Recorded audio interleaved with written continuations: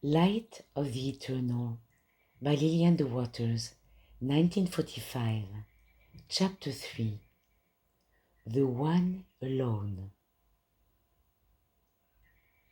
Those of us who dwell in reality know what freedom is. We experience peace and glory, ineffable and indescribable. Continually, we find living fulfillment in the promise of the Christ. Quote, "What things soever ye desire, when ye pray, believe that ye receive them, and ye shall have them." Mark 11:24. Freedom, wholeness, bliss are ours in the kingdom of the real, as the one alone. Take them where they are, and as the one who possesses them. Stop trying to procure them in some other world by a mental practice of your own. Fulfillment belongs to us in the kingdom of the one alone. Fulfillment of desire belongs to none in the belief of finite existence.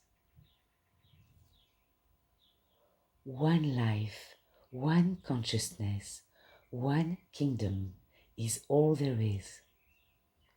We must believe, accept, and receive it as our very own. In one way, how simple a thing to do, and in another, the most difficult of all, since it requires total surrender of personal ego. To talk about the spiritual, real self as perfect and complete, yet to identify oneself as an individual personality in a human existence, requiring regeneration continually, denotes misconception and double-mindedness. It merits the rebuke of the Master.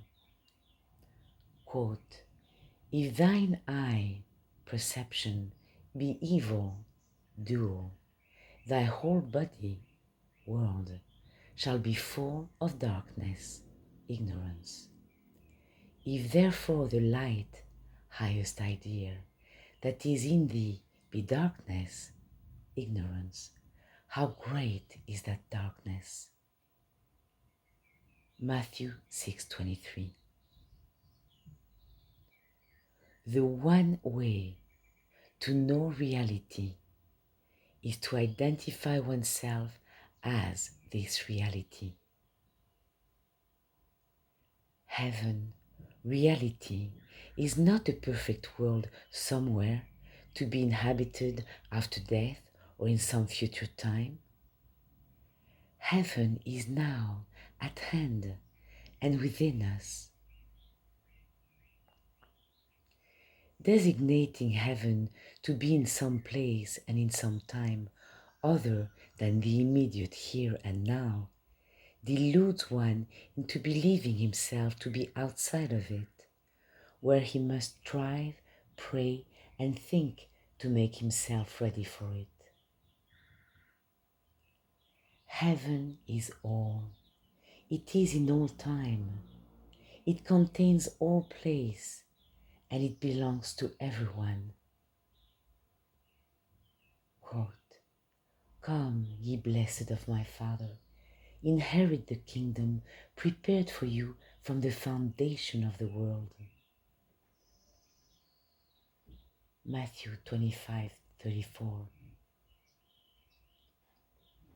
When does one expect to hear these precious words? He will hear this gracious invitation when he is prepared to receive and accept it.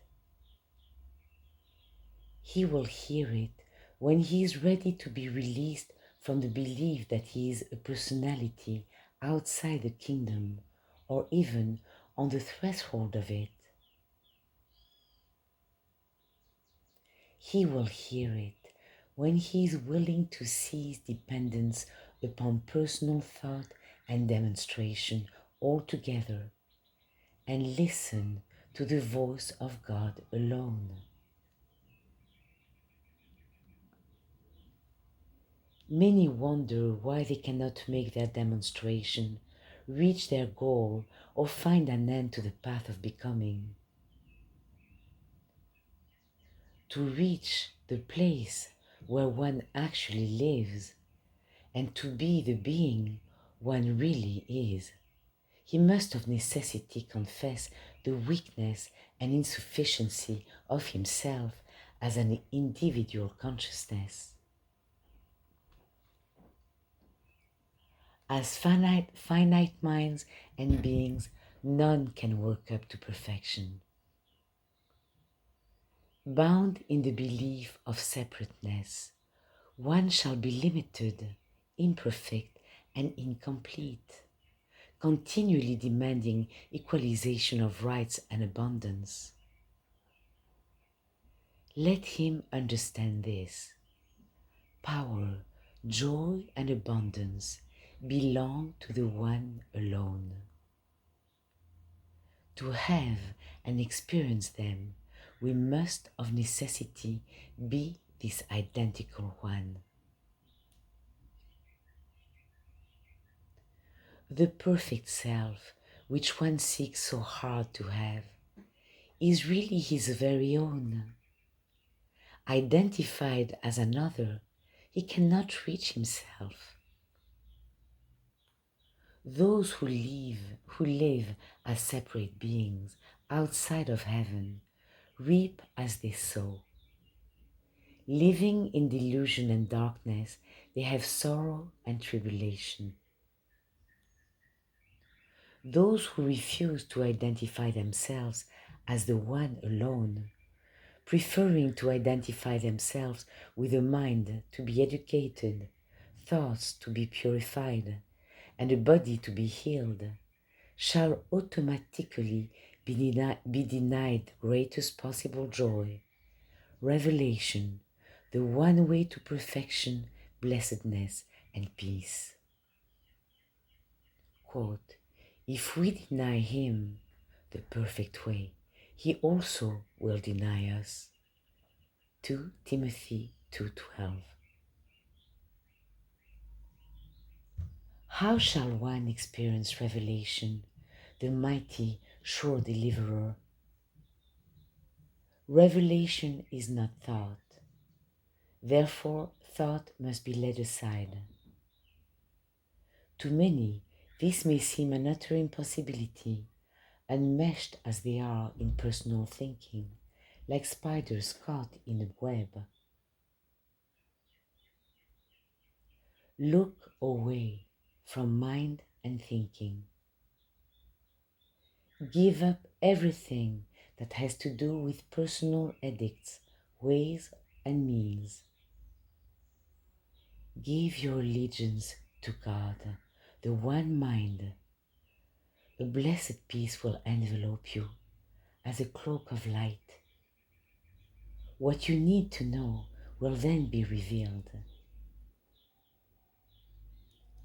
Reach toward the perfect and the eternal with the love and devotion that are sacred and real.